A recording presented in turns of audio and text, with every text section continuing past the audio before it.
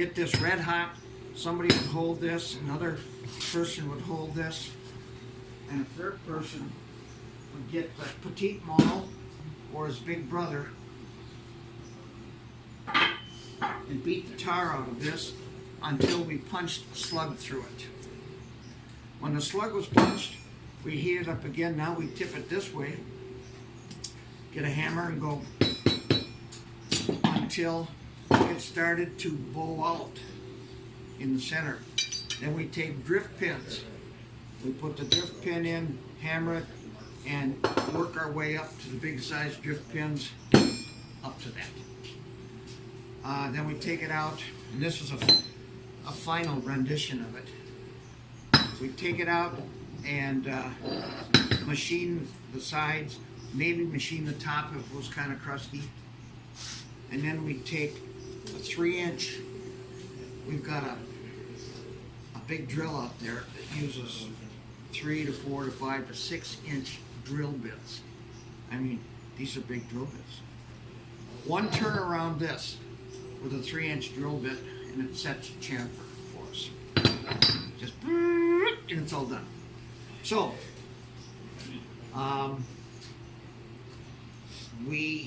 when we're not doing that, we make things for ourselves.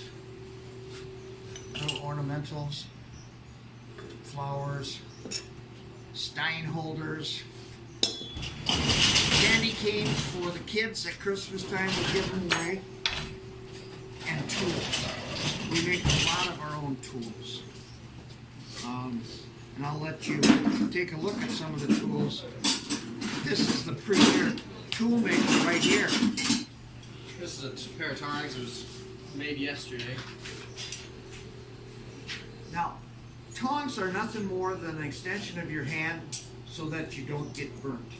So, all the tongs you see here, for the most part, these are tongs that were made by the blacksmiths of the past in this area. And they were made specific for Made quite a while ago. 6 pounds. He's the only one that swings that. No, I swing a little smaller version. But yeah, young blood, he can do it. Old fart, we don't do it. So everything there, with the exception of this, is all original materials. So the first thing I'm going to do is just come to the horn, just start dropping the tip over. You can see how I'm swinging my hammer sideways. I'm brushing it along the front edge of that. I'm actually not hitting on the anvil. I'm just brushing the material over the horn.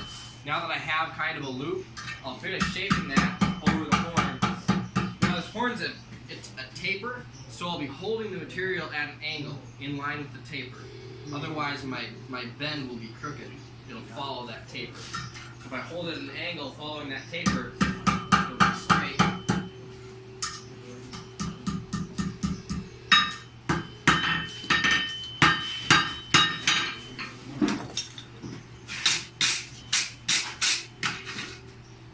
So I got a nice little hook.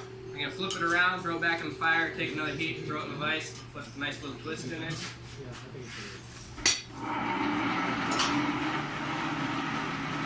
Now, if you ever go into a blacksmith shop and you see a rag sitting on something, that means that before they threw the rag on it, it was hot or warm. This is just an indication. Don't do like this.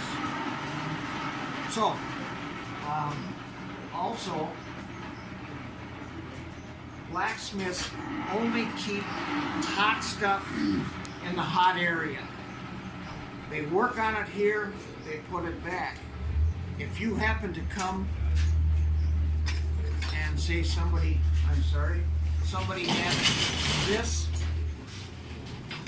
and they were working on it, you can't tell if this in fact is hot, if it's black. Excuse me, guys. Hiya, Nikki. How you doing, bud? All right, look at that. See? just like a piece of clay. Bing, bang, boom. I could have just taken it with the tongs and twisted it, but I wouldn't have had my controlled twist. This way, with the wrench, I can locate the twist a lot easier.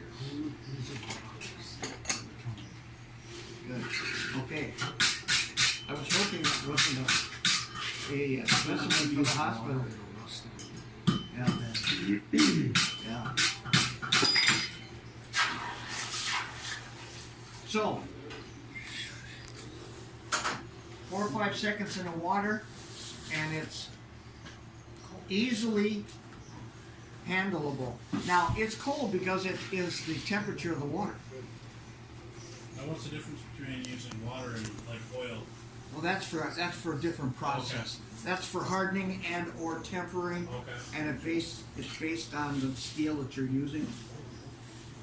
And also, the oil will cool it slower. Okay. And that has to do with the viscosity of the oil. Okay.